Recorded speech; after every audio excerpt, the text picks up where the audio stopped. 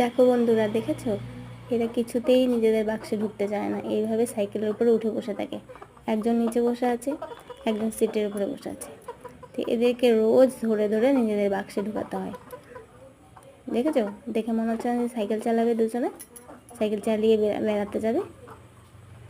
কি সুন্দর চুপচাপ, মনে হচ্ছে কিছুই জানে না। দেখেছো?